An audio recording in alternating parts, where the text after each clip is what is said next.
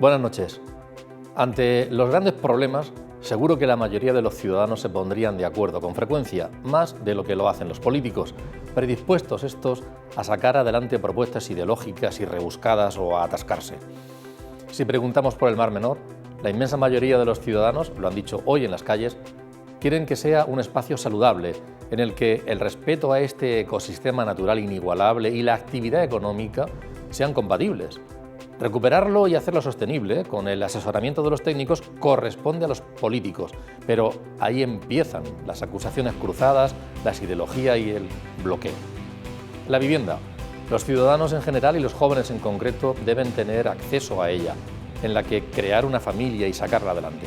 Pero cuando se aborda, se hace con una ley, aún por concretar, forzada por los más radicales a los que no contenta y que es intervencionista sobre la propiedad privada. Además de que genera muchas dudas, más que certezas, solo para los grandes tenedores, no solo en las zonas tensionadas, pero no puede invadir las competencias de las comunidades autónomas y de los ayuntamientos, que tienen que aprobar su aplicación. Y pasará una cosa en unos territorios y otra en los demás. Ya veremos las consecuencias. Y podríamos seguir con el precio de la luz, por ejemplo. Y mientras, estos 2 últimos años, en España, hay 2 millones de personas más en situación de pobreza severa. Ya son 6 millones las que sufren esta situación. Los datos de ayer los dio una institución que hace una labor ejemplar para ayudar a todas esas personas. Cáritas. Por cierto, Cáritas es la Iglesia. Bienvenido.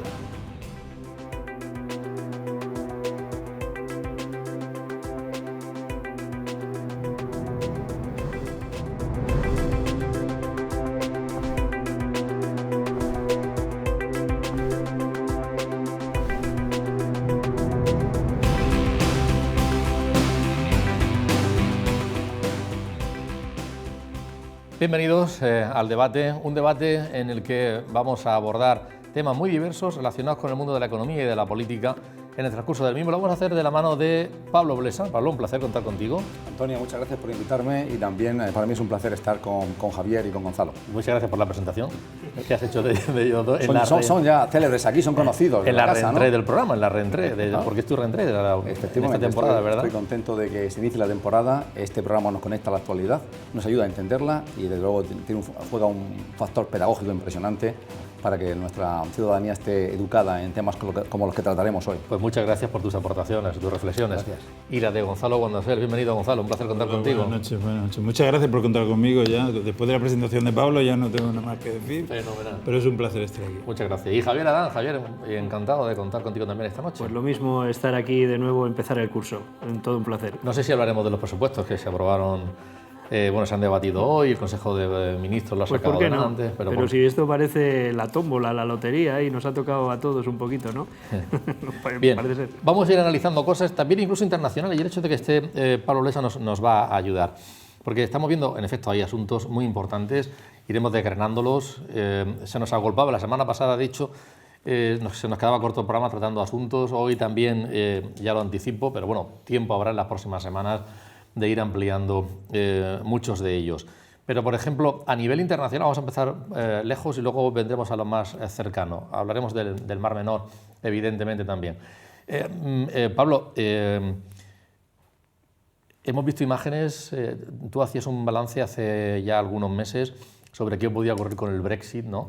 Y, bueno, no sé si les va en el Reino Unido mejor o peor, pero hemos visto, vamos a verlas, algunas imágenes tremendas, peleándose en las gasolineras por obtener carburante, por poder llenarlo, pero al parecer no solo necesitan el carburante, sino en realidad la mano de obra de profesionales como los transportistas o algunos otros sectores que están demandando. ¿Esto es puntual, es ocasional, es consecuencia de ese Brexit o no tiene nada que ver con él? Estamos viendo esas imágenes.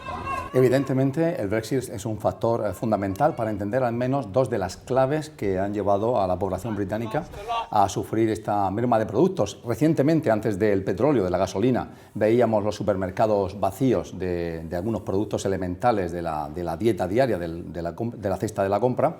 Y básicamente, ¿en qué sentido Brexit afecta de manera directa a este problema que estamos viendo, que además es un problema que se va a mantener en el tiempo y que va a ser acuciante tal vez en Navidad, donde podría haber situaciones de no suministro eléctrico, de hundimiento del sistema, sobre todo en todo lo relativo a la energía. ¿Qué pasa con este problema del petróleo? En primer lugar, hay una escasez de petróleo en los mercados, hay un problema de suministro global de petróleo, por eso se ha encarecido tanto el precio del barril.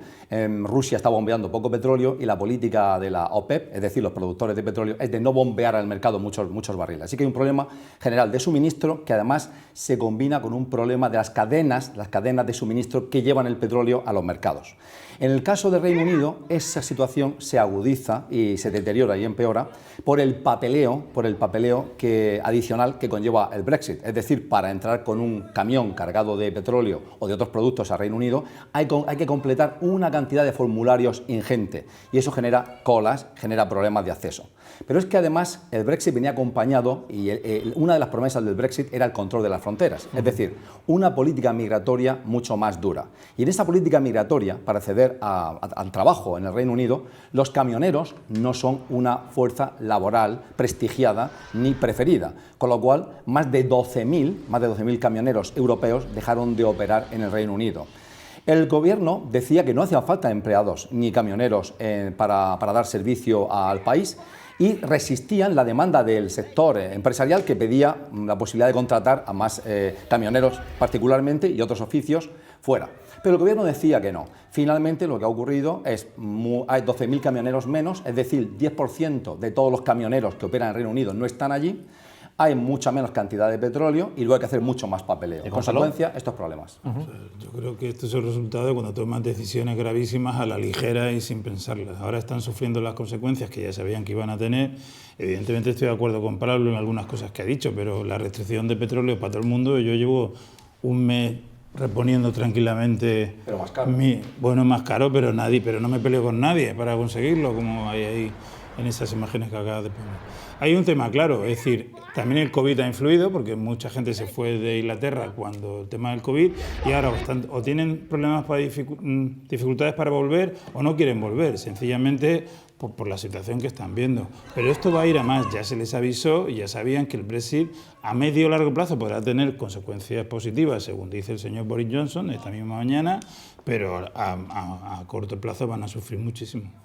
Javier, además en Reino Unido, también se habla de que están saliendo noticias de que en China podría haber graves problemas de desabastecimiento. Hay algunas grandes empresas que han ido a la quiebra y que podría también haber grandes problemas de desabastecimiento para ellos y como consecuencia también para muchísimos países de todo el mundo. O sea que también es una cuestión añadida que no tiene nada que ver con el Brexit.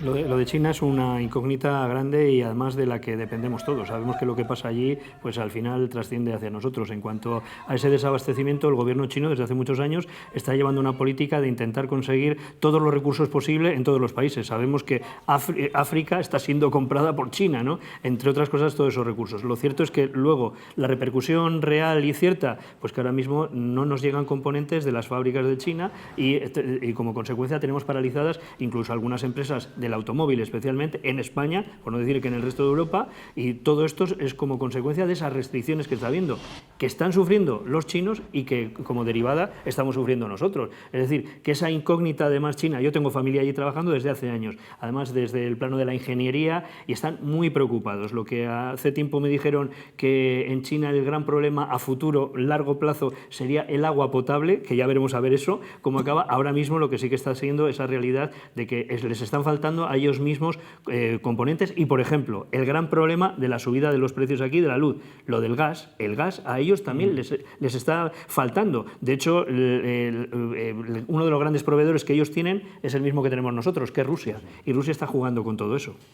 De todas maneras, a tenor de lo que dice Javier, el COVID-19, una de las cosas que ha hecho que ha sido un gran foco que ha iluminado rincones oscuros que nadie se había dado cuenta. Y uno de ellos es el suministro, por ejemplo, de semiconductores. Resulta que el 53% de la producción mundial lo hace una empresa de Taiwán. Una empresa de Taiwán. Y entonces, ¿qué pasa? Que todo el mundo ya no se puede construir nada prácticamente sin esos semiconductores y por eso están cerrando las plantas de automóviles, de electrodomésticos y tal. ¿Qué está sucediendo ahora? Que las grandes empresas están replanteándose sus cadenas logísticas. No puede ser que un 80 o 90% de tu producción dependa de empresas que están fuera, que por cualquier problema de transporte, como ha sucedido con el COVID, pues te quedes sin existencias para varios meses. Decía Javier, y te voy a dar la palabra, Pablo, decía Javier lo de que, que los problemas graves están sufriéndolos en China y que las consecuencias pueden ser para todos. Yo creo que para muchos más lugares. Vamos a ver un gráfico que publicaba The Economist hace unos días y a mí me impresionó. Y es el siguiente, es quién es el proveedor comercial más importante de los países del mundo. Por tanto, de quién depende la economía de un país, con quién hace negocio fundamentalmente. Y lo que ha pasado en los últimos 20 años es absolutamente espectacular. Vamos a ver ese gráfico. En 2020 esto era lo que ocurría. Los países que vemos en azul, su economía en mayor medida dependía de los negocios con Estados Unidos, está en azul. Y en rojo eran los que tenían relaciones preferentes con China. Miren ustedes esos colores y quédense con esa imagen porque ahora eso es 2020. Vamos a ver, 2000. Vamos a ver 2020 qué ha ocurrido. En 2020 el cambio es ese. Dios mío. Es increíble. En azul, los países cuya principal socio comercial, proveedor y demás es Estados Unidos, y en rojo es China. Pues mire, claro, porque China es la fábrica del mundo. China, que fue el primer país donde la COVID tuvo una incidencia y aparte donde la economía empezó a sufrir por esa pandemia que se extendió muy rápido en el país, fue también el país que antes se recuperó y es un país que al reactivar, como ha pasado en Europa y Estados Unidos, al reactivarse la economía, demanda masivamente recursos. Pero es que aparte tiene el problema energético que ha señalado Javier y es que su proveedor de gas, que es elemental para producir electricidad, es Rusia y Rusia, de nuevo, volvemos a decir, que tiene una política muy conservadora de extracción de petróleo y eso ha hecho que se incrementen los precios y eso lo consigue pues reduciendo los barriles de petróleo y el gas que emite a los mercados. Y luego, obviamente, aparte, algunos puertos de China se han visto muy afectados por la COVID y eso ha impedido el transporte hacia esos puertos que son muy, muy grandes. Y señalaba Gonzalo el tema de los microchips que están en la industria electrónica, en las lavadoras, en los televisores, en prácticamente todo hay microchips. ¿Y qué ha ocurrido?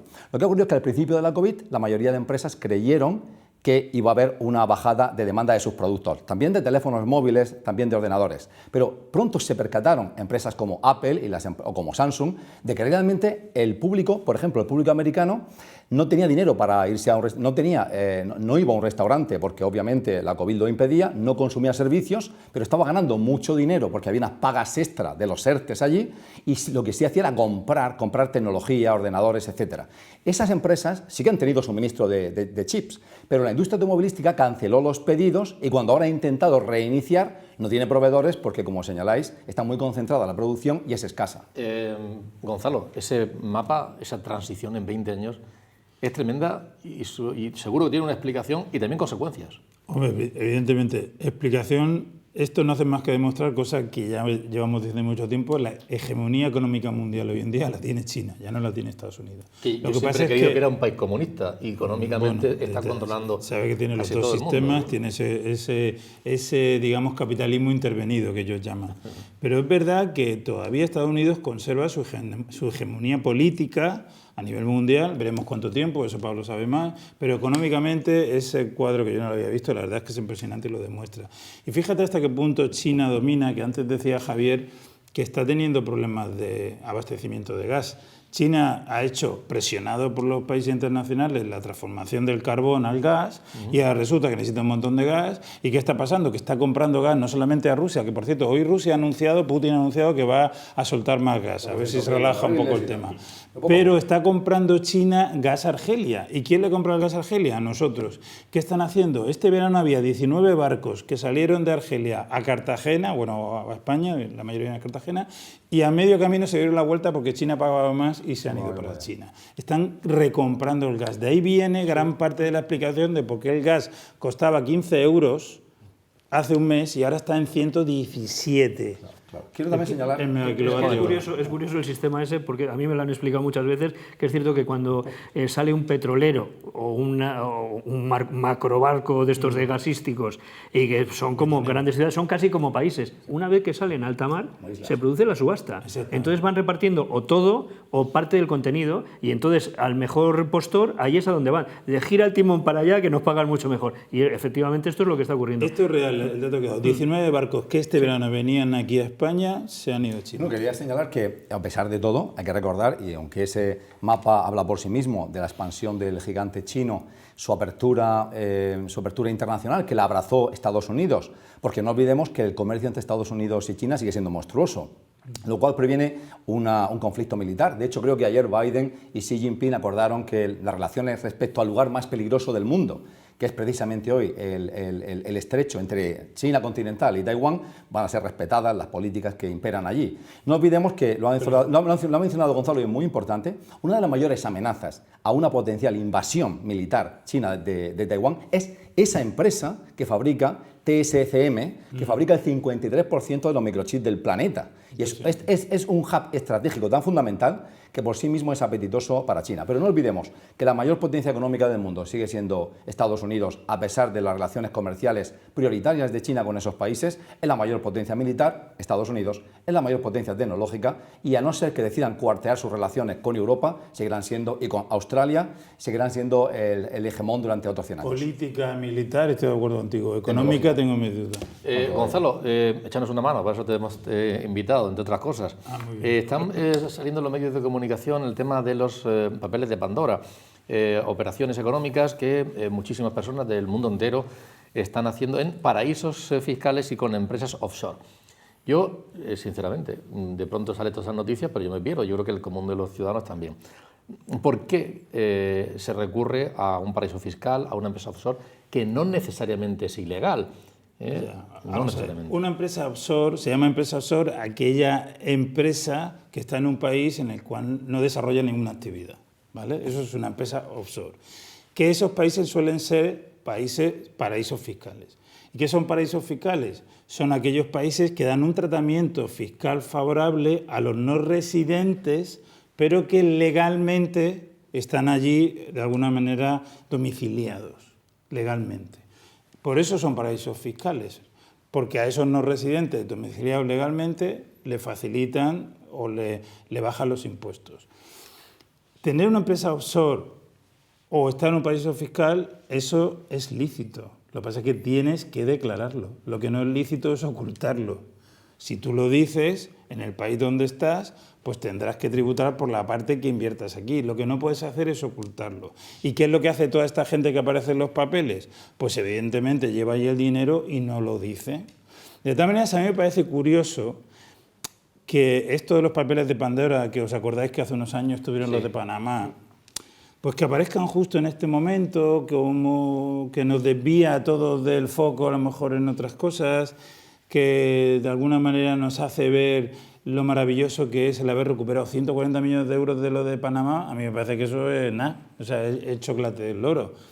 Entonces yo creo que evidentemente hay que luchar contra el fraude, pero que hay que luchar de verdad y no utilizarlo con efectos propagandísticos, que yo creo que es para lo que se utiliza ahora mismo esto. Hombre, la parte importante desde el punto de vista periodístico es que esto ha sido a través de un consorcio, de una fundación de periodistas que, claro, es que estas investigaciones un medio de comunicación no puede asumirlas. Es decir, tener a un equipo durante 2 años investigando algo, suponiendo además de un solo país, que solamente va, pues ahora mismo no es rentable para ninguna empresa periodística. Se tiene que hacer de esta manera. Yo creo que es anticíclico, es decir, ha salido ahora, yo no lo puedo vincular a ningún movimiento geopolítico, cosas así, salen cuando salen, ¿no? Otra cosa es que efectivamente, como tú dices, resultado de todo aquello de lo de Panamá, pues algo pírrico en realidad, porque el esfuerzo fue mucho y el resultado luego pues poco. Los listados que puedan aparecer, pues que al menos alguna gente se pueda asustar, pues bueno, pero de todas maneras se habla de todo esto, de los paraísos fiscales, que es muy llamativo, las Islas Vírgenes, Barbados, no sé qué, y luego resulta que dices, sí, el paraíso fiscal lo tenemos en Europa. ¿Qué es un paraíso fiscal? Pues tenemos Andorra, por supuesto, supuesto, todos lo sabemos. Tenemos las cuentas ocultas que siguen estando en Suiza, pero luego países que pertenecen a la Unión Europea, pues como es Irlanda y como es Holanda, pero tan felices, y Luxemburgo. Es decir, donde se da un tratamiento fiscal a las empresas murcianas, en Luxemburgo, están trabajando allí porque es que es atractivo, no es ilegal, es atractivo, porque además están trabajando en el resto, pues con frutas y demás, y verduras en el resto de Europa, y dice, oye, pero vamos a ver, si yo estoy radicado también allí y estoy vendiendo desde allí, ¿por qué va a ser esto ilegal? Haga usted que a mí en España también esto sea apetecible el estar aquí, porque yo estoy trabajando en un sitio y en otro. Sí, que no todo, en primer lugar, los paraísos fiscales de los que hablamos están offshore, es decir, las Bahamas, las Islas Vírgenes Británicas, que además están conectadas a centros financieros y existen por algo. O sea, las Islas Vírgenes Británicas están conectadas al Reino Unido y están conectadas a la City de Londres, porque parte de los servicios que ofrece la City de Londres a sus clientes es, entre otras cosas, que, como dice Gonzalo, hay una manera legal de no pagar impuestos. Tú trasladas tu residencia a, por ejemplo, las Bahamas, resides en las Bahamas y no en España, y entonces pagas impuestos de acuerdo a lo que se paga en las Bahamas, que es poco. Yo vengo de Dubái y Gonzalo va a ir a Dubái muy pronto, y allí se paga 0 impuestos, y las empresas pagan 0 impuestos, pero tienes que residir en el país. No puedes estar viviendo en España y decir que vives en las Bahamas o vives en Dubái. Entonces pagas poquitos impuestos. Pero ¿para qué sirven los paraísos fiscales? Algunos de los cuales no están offshore. Por ejemplo, en América, ha mencionado muy bien Javier los europeos. En América, Dakota del Sur es un paraíso fiscal, Nevada es un paraíso fiscal, Delaware es un paraíso fiscal. Están dentro de Estados Unidos, no están offshore en alguna isla perdida, las Bahamas o las Islas Vírgenes u otras. Entonces sirven y delictivamente, ¿para qué sirven? Para lavar dinero o para evadir impuestos. Ambas cosas son profundamente ilegales, y lo muy importante es esto: hay una lucha sin cuartel, y por eso ha aparecido ahora. Los países miembros de la OCDE, es decir, los países ricos del mundo, han emprendido una lucha tremenda contra las multinacionales que desvían sus beneficios a paraísos fiscales para no pagar impuestos mediante ingeniería. Por ejemplo, vamos a ver, vamos a hablar de un concepto legal que ha mencionado Javier. Si tú compras un producto de Amazon, ¿dónde estás pagando realmente? Estás pagando en Luxemburgo, y decimos, eso es legal, está autorizado. Pero hay también cambalaches que organizan las multinacionales para que tú estás haciendo dinero en España y al final el dinero de beneficio se vehicula mediante ingeniería, fundaciones, empresas pantalla y cuentas bancarias en engranajes muy sofisticados, y termina en algún lugar desviado. Y algunas veces, si hablamos de mafias, termina lavado. Y eso es lo que se intenta luchar. En algún lugar no tan lejos, porque termina en Irlanda, donde se pagaba el 13%, sí, acuérdate de Google y... Bueno, y en Luxemburgo recordamos que Juncker llegó a unos acuerdos con las multinacionales tecnológicas para no pagar nada, de facto. Sí. Habíais hablado hace un momento del tema del gas. Evidentemente, detrás de la subida disparada, yo no sé, esta noche el precio 320 euros el kilovatio, es una auténtica locura. Hace un año o dos, si nos lo hubieran dicho, diríamos que era imposible, y que además la economía, la doméstica, por ejemplo, no lo hubiera soportado. Y el caso que ahí está, y no sé, de momento no pasa nada. Ni la sociedad reacciona, los políticos están viendo si a nivel europeo se ponen de acuerdo o no, y de momento siguen los precios disparados. Hemos cogido un par de opiniones. Carmen Piñero es la presidenta de la Asociación de Comerciantes Triángulo de Murcia, y nos dice pues, es un pequeño comercio, cómo le afecta, y es un ejemplo, igual que le está ocurriendo a muchísimos más. O Roberto Barceló, presidente de Consumur, si, aparte del precio del gas, se puede hacer algo desde aquí. El comercio tiene siempre la franja más cara. Nosotros estamos en la franja más cara, que es la franja de la que se dice que es el pico alto, aunque ahora mismo nadie entendemos muy bien cómo va a terminar esto, porque como nos ponen unas limitaciones de horarios para que cambiemos nuestras rutinas, nos dicen que si consumimos en los horarios que menos, más económicos, que son la noche, fines de semana, bueno, pues que iremos mejor, pero luego resulta que, bueno, esos son los nuestros, claro, porque yo digo que se puede poner horario comercial para la franja esa, porque es justo nuestra franja. Nosotros no podemos ahorrar en la electricidad. Yo tengo que tener una cámara funcionando porque tengo las flores dentro. No puedo decir la apago y la enciendo para gastar menos. O tienes que tener un aire acondicionado, o tienes que tener la luz encendida. Entonces, a nosotros siempre va a ser lo más caro, nos influye. Es un pago más que en este momento se convierte casi haciendo competencia, pues no sé, al pago del alquiler o al pago de los impuestos. Pues es una medida que se suprima y que vuelva a subir al 21 como estaba. Yo entiendo de que evidentemente el gobierno, dada la situación, va a renovar este control del IVA y lo dejará de momento en el 10%. Quisiera entender que lo dejará de manera definitiva. Incluso quisiera entender que si dentro de lo que es la normativa europea lo permite, pues que incluso se bajará a un IVA súper reducido, como es al 4%, teniendo en cuenta de que estamos hablando de un bien esencial, es decir, no es una cuestión que podamos en este tipo de sociedad en el que vivimos prescindir, ni quienes tienen más ni quienes tienen menos. Todos necesitamos de la energía para poder llevar una vida digna, y desde esa perspectiva se convierte en un bien esencial, en un bien básico en el que todos pues deberíamos de acceder en las máximas garantías y con dignidad. Por un lado hemos comentado de que hay como factores externos que evidentemente en estos momentos no podemos controlar. Primero porque nosotros no disponemos de gas como para poder tomar medidas al respecto. Eso por un lado. Por otro lado, hay una responsabilidad clara del Gobierno. El Gobierno tiene, dentro de lo que es la factura de la luz, tiene determinados, digamos, aspectos, elementos, como son los peajes, etcétera, que sí los controla. Como digo, ha empezado a tomar medidas, lo ha empezado a tomar tarde, pero puede seguir, digamos, apretando mucho más. Tiene que, por ejemplo, el impuesto sobre la energía, que nadie entiende muy bien a qué responde, pues también debe ser un elemento que debe incluso eliminarse. También, digamos, tiene que empezar a tomar control sobre el tema de la subasta que se establece en el mercado. El tema del gas está pasando lo que yo considero que es casi una tormenta perfecta. O sea, por un lado, el tema del gas hay que ir a la época de Felipe González, los años 80, cuando se tomó la decisión estratégica de que España iba a depender del gas, que yo creo que fue una buena opción. Se hicieron los 2 gasoductos que vienen de Argelia, uno de ellos pasa por Marruecos, pero claro, eso se hizo con la idea de que fuera una transición hacia el futuro de las energías renovables. ¿Qué pasa? Las energías renovables, por razones X que no vamos a entrar, se está retrasando y dependemos muchísimo del gas. Y es una parte importante del precio de la electricidad. ¿Y qué está pasando con el gas? Pues mira, primero el COVID, porque antes del COVID más o menos el 25% del gas que venía a España, que la mayoría viene por Cartagena, venía por los gasoductos y el resto venía con los barcos. Con el tema del transporte, la dependencia de Argelia se ha aumentado un 45%. Ahora resulta que Argelia está en guerra diplomática con Marruecos y ha dicho que de los 2 gasoductos nos va a enviar solo por uno, porque por el otro que pasa por Marruecos no. Luego además China está comprando todos los barcos que pasan al Tuntún y Rusia está restringiendo el gas que emite, pues hasta que no se relaje ese precio. Se ha puesto por las nubes. Hoy parece que Rusia ha anunciado que va a vender más gas. Además estamos todos esperando el gasoducto que vaya de Rusia a Alemania, que relajará el gas. Pero yo creo que hasta la primavera, marzo, abril, mayo del año 22, el precio del gas... Entonces aquí no se puede hacer nada, los gobiernos no pueden hacer nada... En principio no, tú no puedes hacer eso. Todo esto de bajar lo que puedes hacer reducir, es garantizar... No, bonificar... Estamos hablando, sí, impuestos. eso lo puedes hacer. Tú puedes tocar... ¿Qué se puede hacer? Vamos a ver, tú puedes tocar todos los demás componentes del precio de la electricidad, pero estamos hablando del más importante, que es el precio del gas. Ahí lo único que puedes hacer es garantizarte el suministro, que es lo que ha hecho el ministro la semana pasada viajando a Argelia, y esperar a que se relaje el precio, que Putin ya ha dado un paso.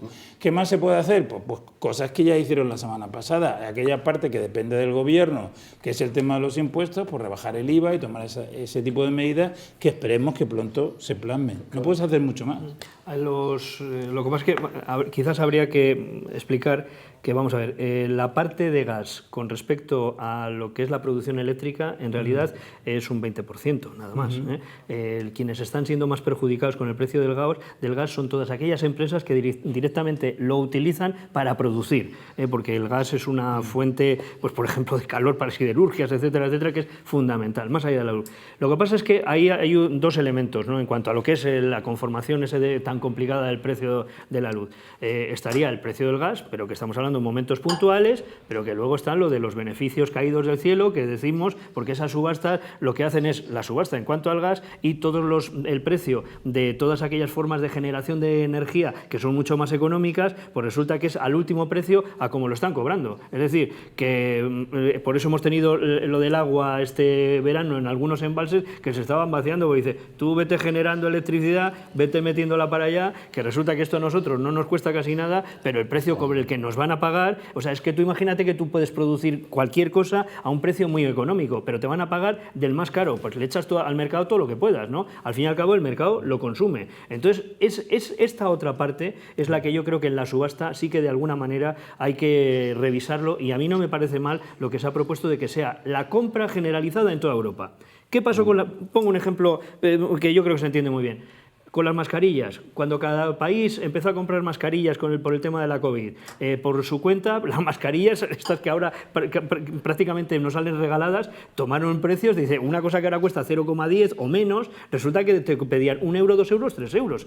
Un disparate absoluto. ¿Por qué? Porque cada uno iba al mercado, y el mercado es muy salvaje. Entonces, esa compra centralizada en Europa pues hizo que pudiésemos comprar mucho más barato. Entonces, aquí esa es una propuesta, pero eso es a medio y largo plazo. Tiene que pasar. Entonces, eso no resuelve el problema de que a quien suba la persiana en su comercio y dice, donde yo pagaba 1.000 y pico euros al mes, es que ahora son casi 3.000. Aquí en la región de Murcia, de esos ejemplos hemos visto un montón. Y esas personas están sufriendo muchísimo. Yo creo que incluso más que en las casas, porque en las casas notaremos algo, evidentemente notamos algo, pero claro, no es como la persona que está produciendo, que necesita el aire acondicionado, porque si no va a entrar la gente a comprar o a producir. Como ha dicho esta mujer de las flores. En el fondo, evidentemente, el gobierno, el Estado, puede intervenir y, como han señalado ellos, puedes limitar, puede regular los beneficios de las empresas y limarlos. Pero eso es una intervención muy poco liberal y muy poco aceptable. Las compañías te van a llevar a juicio, son compañías privadas, es como si le obligan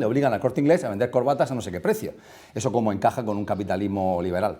En segundo lugar, puedes eliminar impuestos dentro del precio o puedes subsidiar la energía, pero cualquier solución es mala. En el fondo, como decía Gonzalo, es una tormenta perfecta en nuestro caso, porque 2/3 de todo el gas que sirve para producir electricidad en Europa vienen de Noruega y de Rusia, fundamentalmente de Rusia. Y Rusia ambos países han tenido problemas de disrupción. Por ejemplo, en el caso ruso, no es que no quiera Putin vender, es que, por ejemplo, una de las grandes instalaciones de creación y de comercialización de ese gas en Siberia tuvo un incendio masivo este verano y quedó muy dañada. Y en Noruega ha habido igual problemas de ese estilo. Con lo cual, ¿qué ocurre? Que, por lo tanto, en el precio, 2/3 dependen de esa exportación de gas de Noruega o de Rusia, y está tremendamente encarecido, con lo cual eso afecta mucho al precio. Pero hay otro factor muy importante que no habéis mencionado, y es la energía eólica. Es que no ha hecho viento en Europa.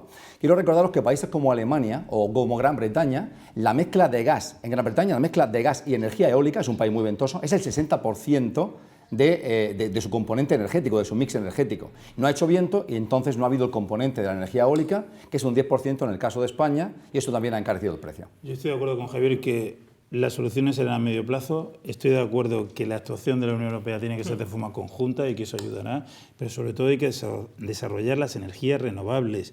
Tenemos que ir al famoso Green, hay que poner en marcha otro tipo de energía, pero lo que no se puede hacer es cambiar las reglas del juego sobre la marcha, como se ha hecho muchas veces, y favorecer su desarrollo.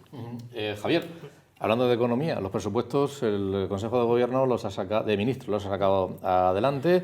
Bueno, ahora otros socios de apoyo, otras muletas del Gobierno tienen que intervenir. Ya decía Rufián hace unos días, oye, nosotros también tendremos que hacer nuestras exigencias. Exigencias que yo creo que al final son relativas, porque a ninguno, ni al Gobierno, ni a RC, por ejemplo, les conviene romper la relación que tienen ahora mismo, que se vaya a caer. Pero parece que ha sido todo bastante rápido una vez que el tema de la vivienda han llegado a un acuerdo que yo no sé, yo lo decía al principio de la presentación, un poco raro, porque es una medida anunciada absolutamente intervencionista, pero luego se nos dice, pero depende de lo que decidan las comunidades autónomas, que son las que tienen responsabilidad política en estos ámbitos, solamente para jurídicos. Entonces, al final, realmente el tema de la vivienda va a ser efectivo o efectista. La primera cuestión es que lo de la ley de vivienda era de la que dependía el poder aprobar los presupuestos. ¿Por qué? Porque es algo que se quiere marcar Podemos como un nuevo éxito, ¿no? A Podemos le hace falta dentro del Gobierno y que las elecciones ya empiezan a no quedar tan lejos, ¿no? Sí. Pues algo que puedan sacar como, oye, nosotros hicimos esto. La ley de vivienda... ¿La habéis visto? ¿La habéis leído? Porque no. Es que todavía, claro, es que es algo que se está tramitando. Se ha aprobado, se ha dicho que esto va a ir para adelante, pero veremos a ver lo que al final, desde las Cortes, se dice que va a ser exactamente. Porque todo lo que se ha ido anunciando no tenía nada que ver los titulares de prensa con lo que se ha ido filtrando de lo que parecía que era el texto real, que era mucho más rebajado. Por ejemplo, esas cosas de que el 30% de las nuevas promociones tienen que hacer una reserva para viviendas de protección. Eso parece ser que en el texto no va a estar en ningún sitio. Más aún, se tiene que aprobar en el Congreso. Ya veremos a ver la lima. Luego, entonces ahí hay una operación política. Primero política, ¿no? para aprobar los presupuestos me apruebas lo de la ley porque es un titular. Es que eso es una aberración, porque el otro 70% subiría el precio para recuperarlo. Además, o sea, pues, vamos, por decir esas cosas de las de superlujo, donde las vives, también vas a reservar. Bueno, un disparate, ¿no? La segunda parte es entrando ya en lo que son los presupuestos. Fíjate tú, se acaban de aprobar, pero lo que nos han dicho ya es la fiesta que va a haber va a haber dinero para que los chavales que cumplan 18 años, felicidades, pues vais a tener dinero para gastaros muchas cosas, de los toros no, pero ya veremos a ver todo lo otro, porque tampoco está definido exactamente en qué se va a poder gastar. Por ejemplo, en Netflix o en videojuegos, que sería algo muy apetecible para los chavales y su manera de ver, interpretar la cultura, no se sabe. Va a haber que materializarlo. Otra de las fiestas, pues evidentemente lo que se anunció, que se iban a dar ayudas para el alquiler, que iba dentro de la ley de vivienda, pero tiene que soportarlo el presupuesto. Y todo esto, dices, es una especie de cosa en la que dices, lo único que yo sí que me creo y lo veo muy claramente es que estos presupuestos llevan 27.000 millones, que no son pocos, de las ayudas europeas, y en eso yo sí que creo, porque creo que Europa sí que nos los va a dar y nos va a hacer mucha falta. ¿Cómo se vayan a aprobar? Pues yo creo que, coincido contigo, no creo que vaya a haber ningún problema. La ruptura, la no aprobación de estos presupuestos supondría una crisis de gobierno muy profunda de todos los socios. Eso significaría elecciones a medio plazo más que a largo plazo, y entonces todo esto, ese entramado, se caería. ¿Hasta dónde va a aguantar Pedro Sánchez lo que vaya a ser ahora la presión ya anunciada por Esquerra Republicana, por ejemplo? Pues lo veremos. Yo no me atrevo a anunciarlo. Oye, lo del bono a los que cumplen 18 años era por poner una edad, no es porque sea la edad de votar. Pero así tal cual. Han cumplido. Claro, es cierto que algunas interpretaciones que se han hecho, qué casualidad, los de 18 años, los que pasan a tener derecho a voto. No digas casualidad. Felicidades, chavales. Ya sabéis dónde tenéis que votar. Hay una frase que ha dicho Rufián que a mí me parece especialmente desagradable, además la dice mucho, dice, el apoyo de RC se suda. Se suda, y a mí eso me parece especialmente desagradable. Sí, eso dice Rufián, que el apoyo de RC para los presupuestos se suda. El gobierno vasco, que va a sudar el PNV, que es más, vamos a decir, civilino para todas estas cosas, sí que está anunciando en la prensa vasca que su apoyo a los presupuestos van en base a cómo va a llegar la alta velocidad al País Vasco, porque es muy caro cómo pueda llegar de una manera o de otra. Por ejemplo, el soterramiento para que llegue a Bilbao. Allí están en esas. Pero no me compares, son mucho más listos. La vivienda, fíjate, sí, voy a la vivienda, pero déjame que apunte una cosa solo. Sobre lo que ha dicho los fondos europeos, 27.000 millones, me parece fenomenal. Pero oye, ¿y los 9.000 millones que ya están aquí? ¿Están repartidos? No, todavía no están repartidos. Nadie sabe cómo se van a repartir, ni cómo acceder a ellos. Ni dónde están. O sea, vamos a ver, bien. Sobre la vivienda. Vamos a ver, yo creo que cualquier medida que se tome para facilitar el acceso a la vivienda y para rebajar el porcentaje que supone en el sueldo, sobre todo de la gente que tiene un primer sueldo, para acceder a la primera vivienda, yo creo que es maravilloso y hay que hacerlo y se tiene que centrar uno. Lo que no tengo muy claro es si las medidas que hay que tomar tienen que tener ese tufo intervencionista que tiene para mí esta ley de la vivienda, que es intervenir o regular aspectos de la vida privada de los ciudadanos que no creo yo que deberían ser intervenidos. Y estoy hablando de los precios del alquiler, que además ya se ha hecho en Barcelona y se ha demostrado que no funciona porque lo que ha hecho es primero reducir la oferta, no se mantienen las viviendas, aparece la economía sumergida, es decir, que no tiene realmente un efecto que se quiere, sino todo el contrario. Y tampoco me parece muy razonable el hecho de que se dé un bono para pagar el alquiler, porque los de Podemos mismos ya han dicho que eso lo que puede producir es que los que lo alquilan dicen, oye, pues si tienes dinero te cobro más. Claro. O sea, que yo creo que esa intervención directa en general a mí no termina de gustar. Si es que tenemos un problema estructural clarísimo. Me vais a permitir que lea, nada, es una información de nada, hace poco tiempo, ¿no? En la que se describían en datos cómo es la vivienda pública en Europa, en los países, por ejemplo, conservadores, como Austria, ¿no? En Austria el 25% de las viviendas son públicas, entre las que se compran y las de alquiler. En Holanda, el 30% es vivienda pública.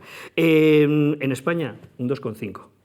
Es que tenemos España, mucho que recorrer hasta que no haya una oferta de verdad. A esos países por el tema del alquiler, por ejemplo, y ahí siempre va a haber opiniones si es mejor comprar o si es mejor alquilar. En cualquier caso, es cierto, Javier, que la política a partir de ahora, por la progresiva cercanía a las elecciones, hay que leerla con el prisma de ese punto final, de ese omega en la legislatura, que va a durar hasta su final, yo creo, incluido estos presupuestos que son ese elemento sobre el que pivota esa coalición que sostiene al gobierno y la supervivencia del gobierno.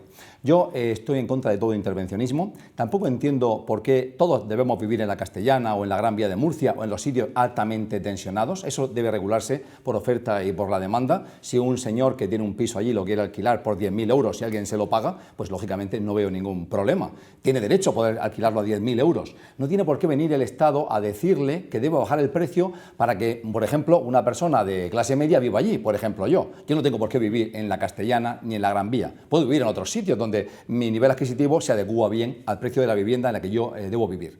Evidentemente es un regalo de estos que consiguen votantes, y de nuevo votantes jóvenes, este cheque de 250 euros que indudablemente va a encarecer el precio de los alquileres. Es lo que está diciendo Gonzalo. Si yo voy a alquilar una casa y tú eres un joven y ya sé que cuentas con 250, sé psicológicamente que puedo subirte el precio 100 euros más, porque ya cuentas con 250 que están subvencionados. Y luego quiero resaltar la increíble capacidad negociadora o hipnótica de Yolanda Díaz, que siempre a la postre, en esa pugna con la vicepresidenta del gobierno, Calviño, que es mucho más ortodoxa, termina ganando el favor del jefe, es decir, del presidente del gobierno, y las políticas... Pareciéndolo.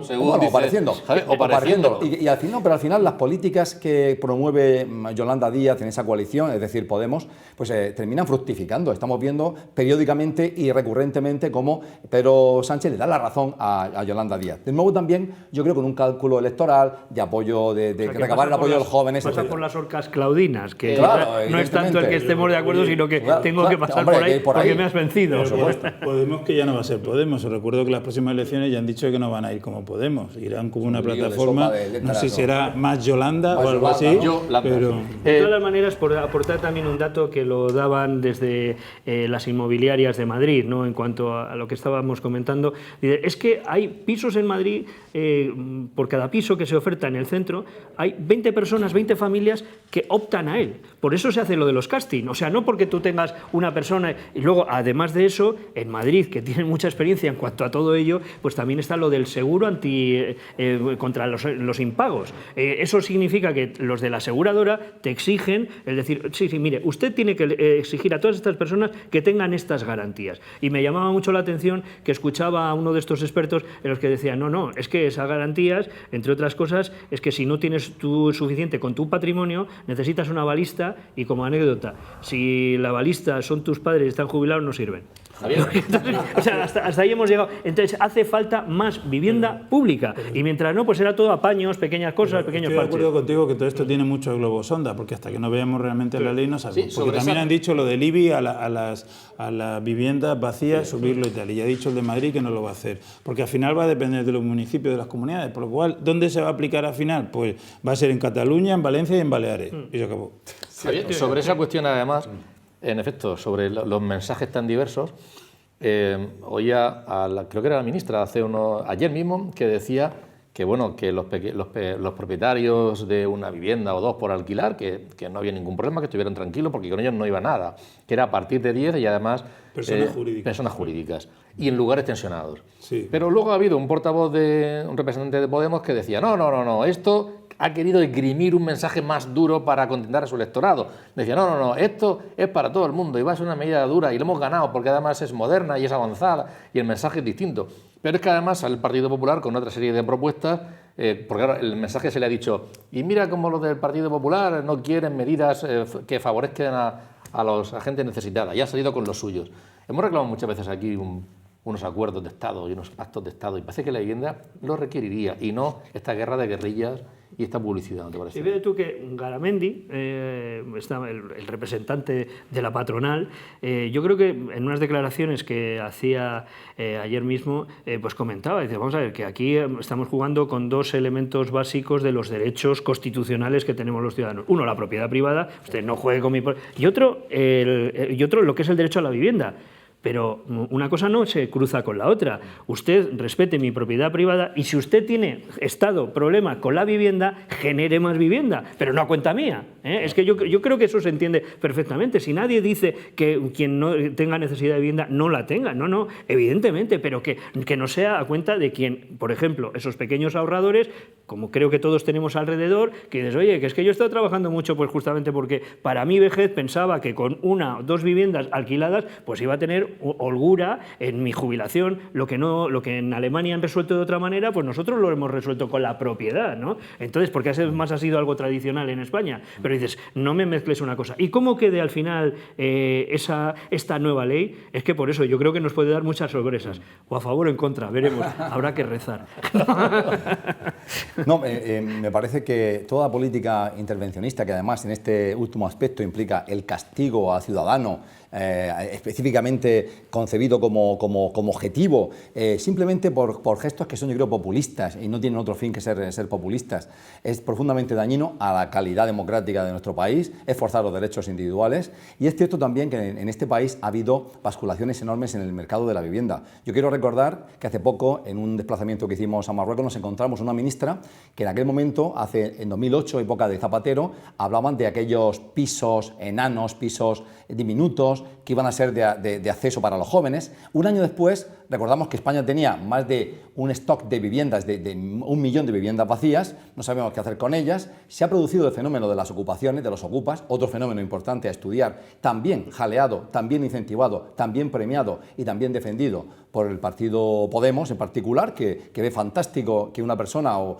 una pareja ocupen un lugar, incluso cuando unos señores propietarios se han ido al de compra, lleguen otros señores, rompan la cerradura, le pongan una cadena y no puedas entrar, me parece completamente lamentable y terrible, y creo que quizá había que mirar a países como Suiza, donde está perfectamente regulado el asunto de la vivienda, donde un 70 y tantos % de los suizos alquilan la vivienda, lo ven más práctico, y obviamente darle opciones a los jóvenes, pero esas opciones yo creo que pasan por darle a los jóvenes buenos empleos estables, mejor remunerados, acabar con la precariedad, de forma que puedan ir a un banco, ahora que el dinero es barato, piden una hipoteca y puedan comprarse una casa donde... Claro, justo. En las calles de Murcia, y no solo de Murcia, de otras ciudades, se ha mostrado también apoyo a la reivindicación por la recuperación y la sostenibilidad del Mar Menor. Es un tema que viene arrastrando hace ya mucho tiempo, que se viene reivindicando mucho tiempo y está enquistado a nivel político, con un cruce de acusaciones que los organizadores han pedido que se apartaran. De hecho, se planteó que no hubiera... Bueno, hay dos cabeceras de manifestación, una que sale del Gobierno regional y otra del Gobierno. Se les pidió a los políticos que como partidos no estuvieran al frente, que dieran un paso atrás. Incluso se les pidió a última hora que no hubiera presencia de partidos políticos o sindicales como tales, a nivel particular, individual, cada uno sí, pero no, no como organizaciones, para que fuera un clamor ciudadano, ¿no?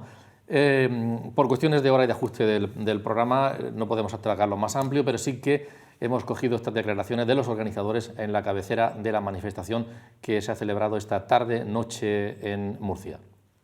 Pues porque tenemos que exigir, queremos protestar porque el Mar Menor lleva ya en muy mal estado desde hace tiempo, va poco a poco empeorando y cada vez que hay algún episodio tipo pues la mortandad de peces, sopa verde o cualquier historia, pues todo el mundo se echa las manos a la cabeza, pero nadie hace absolutamente nada. Para pedir soluciones ante la crisis ecológica que tiene el Mar Menor y la inoperancia e inactividad que tiene en general las administraciones públicas. Solicitamos a ambos que tomen medidas que trabajen conjuntamente de forma leal y coordinada para solucionar el problema del Mar Menor, aunque es verdad que el Gobierno regional tiene más competencias que ejercer para regular las actividades que afectan al Mar Menor y por lo tanto tenemos más peticiones para el Gobierno regional, pero son para los dos gobiernos.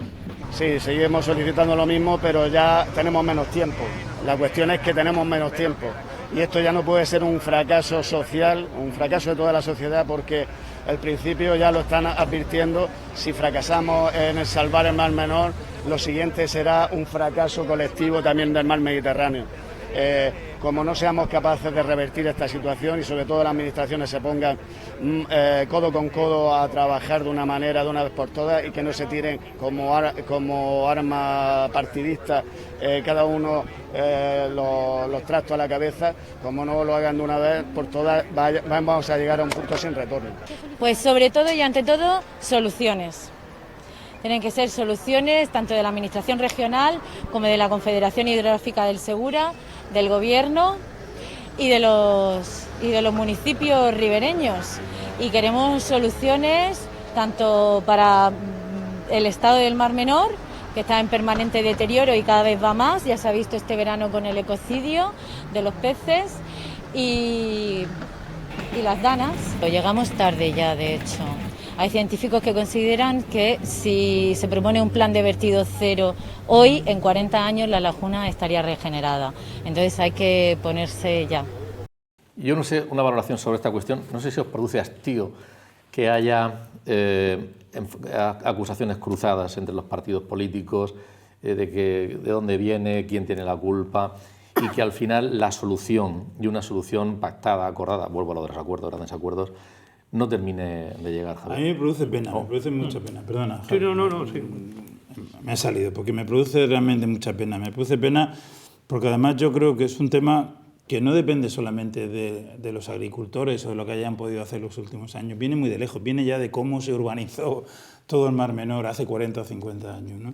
Y entonces yo creo realmente, da tanta rabia ver que están más tiempo dedicándose a pegarse entre ellos que a buscar soluciones. Yo creo que hay que aparcar ya de verdad todo el tema de quién fue la culpa y vamos a pensar en futuro. ¿Qué se puede hacer de aquí a ahora? Que a lo mejor no vamos a ver el resultado ni en 10 años ni en 20, pero que por lo menos mis nietos o nuestros nietos puedan ver el resultado. Lo mismo que por MAN. Por MAN se hizo hace 40 o 50 años, pues por favor, de una vez pónganse de acuerdo y arréglenlo para que podamos disfrutar tanto del Mar Menor como de esa maravillosa bahía. Pero que empiecen ya mismo, ya mismo. Porque yo escuchaba a unas declaraciones que hacía Carlos Duarte, que es oceanógrafo y biólogo, es un experto español que está en el Mar Rojo liderando ahí un proyecto interesante, y decía que él lo decía desde fuera, dice, hombre, yo conozco el problema del Mar Menor y dice, es un problema de los de libro, dice, pero no de ahora, o sea, estamos hablando, como tú bien decías, es que esto viene arrastrándose desde los años 80 y 90, podemos recurrir a la hemeroteca y veremos como en La Verdad, en los diarios de la época, pues que se reflejaban ya el problema del Mar Menor. En aquellos momentos lo que era la Albufera de Valencia ya estaba prácticamente liquidada. Han pasado 40 años de la Albufera y todavía no se ha conseguido ver la luz. Aquí el problema, él decía, el oceanógrafo, decía, las medidas que se tomen hoy, las de hoy, se verán de verdad dentro de 20 años. Claro. A medio plazo, a 10 años, habrá ya una recuperación. Pero es decir, toda la discusión que haya política, que pasa un día, otro, pero vamos a ver, si hace 3 años fue cuando se hizo lo que yo considero que era una buena ley, la ley de medidas extraordinarias de protección del Mar Menor. Ahí está reflejado muy bien el diagnóstico del problema y las posibles soluciones. El plan vertido cero apunta exactamente a la misma línea. Esto es de 2020. ¿Por qué no se ha empezado ya? Es decir, la única opción es la protesta de los ciudadanos y además afectados, no solamente en Murcia, sino en el resto de España. Las manifestaciones de hoy eran también en Madrid, eran en Bilbao y en San Sebastián y en algunos otros lugares. Bruselas, y en Bruselas Valencia, es decir, Pamplona. Estamos hablando de que dices, hombre, hay una sensibilidad grande sobre el problema. Quien no tiene sensibilidad sobre los políticos, que hagan algo ya. Sí, porque además el beneficio, si es que dice, bueno, es que vas a perjudicar a un sector. No, el perjuicio a todos los sectores es que no se solucione, porque el sector agrario, en mayor o menor medida, se verá perjudicado sin una solución, y el pesquero, y el turístico, y el medioambiental, es decir, absolutamente todos los, por no decir, pues el pequeño comercio de cualquier tipo que vive en la zona. Si es que el perjudicado ante la falta de solución es todo. Decenas de miles de empleos que, como 50.000 se ha calificado. 50.000 exactamente perjudicados, que todos entendemos, los que vivimos aquí y conocemos bien el Mar Menor y estamos ahí, dice, me parecen igual hasta pocos, porque lo que es el efecto difusor de la mala imagen hacia el resto de Europa con los productos de Murcia, no solo del Mar Menor, sino de Murcia, veremos a ver hasta dónde puede llegar. Bueno, es evidente que es un crimen ecológico y es una catástrofe económica de proporciones casi bíblicas. Y el asunto es, hablaba Gonzalo, yo sé cómo lo hacía él, pero habla de la culpa. Lo cierto es que hay culpables y está judicializado el tema y la culpa un día recaerá sobre algunos y algunos tendrán que pagar parte de lo que han hecho porque el desastre, este crimen ecológico y desastre económico no sucede por casualidad y tiene nombres y apellidos y seguramente tal vez algún día la justicia los encuentre y los encauce, los inculpe y les haga pagar parte del daño irreparable tal vez que se ha producido ahí. Yo creo que aquí hay dos asuntos muy importantes.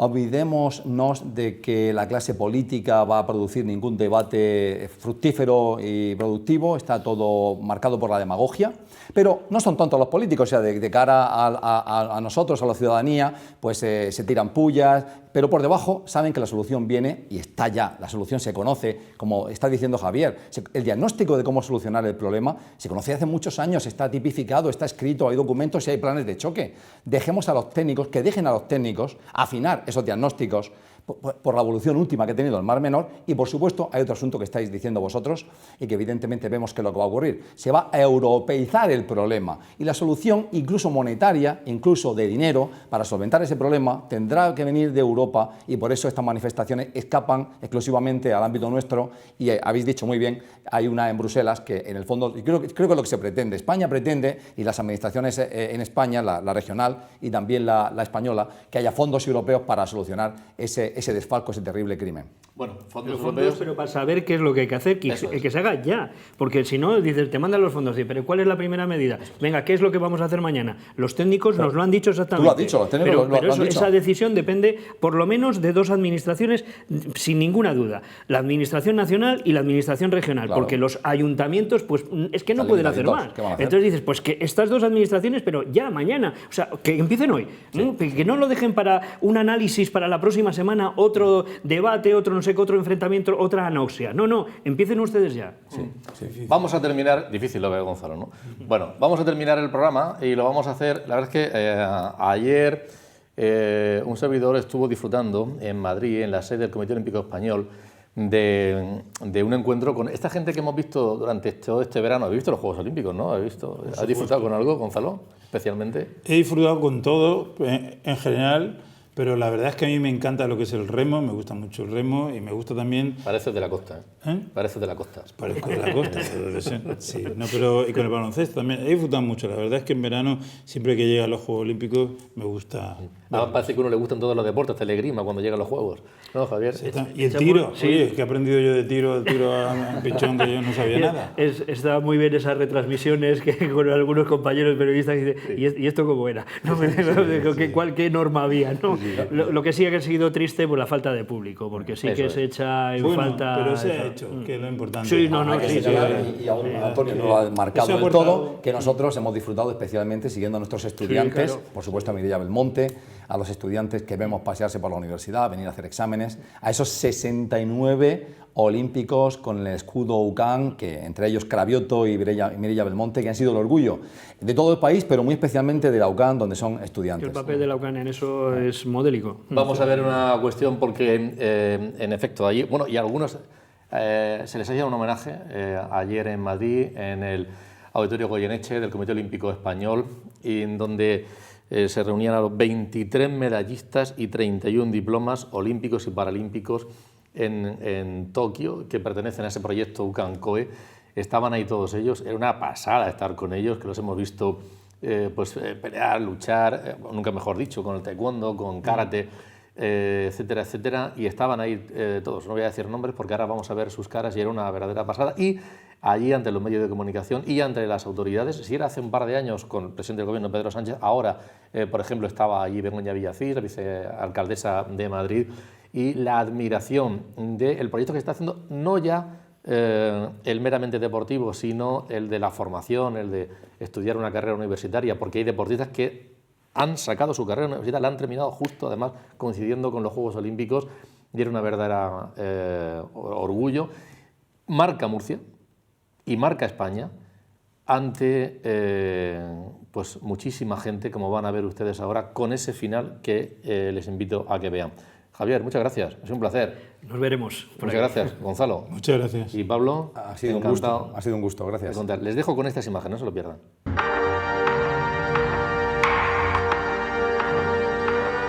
Gracias a José Luis, a su familia, a todo el equipo docente de la UCAM y a todo lo que significa la universidad, hoy hemos podido tener un acto que ninguna universidad del mundo puede tener. Yo creo que esta unión, este interés, esta forma de defender a las personas y apoyarlas para que luego se puedan desarrollar como deportistas es uno de los grandes méritos de este pacto y sobre todo es una gran enseñanza para todas las universidades. Esto ha dado grandes resultados, llevamos ya 10 años y creo que bueno, los éxitos están ahí. En Río de Janeiro fuimos la Universidad del Mundo con el medallero mayor entre olímpicos y paralímpicos y ahora en Tokio igual, uniendo las medallas de los olímpicos y los paralímpicos hemos superado a Stanford.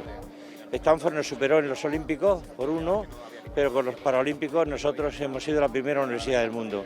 Creo que este modelo que llevamos a cabo es único, pensando en el deportista que el día de mañana cuando termina su periplo deportivo, ¿qué va a ser de su vida? Y luego otro gesto importante es ayudarlos dándole un puesto de trabajo en la universidad. Acabo de conocer a José Luis, a Alejandro le tenía bastante calado desde hace mucho tiempo y creo que me han tomado un minuto, en darme cuenta de que eres una persona maravillosa.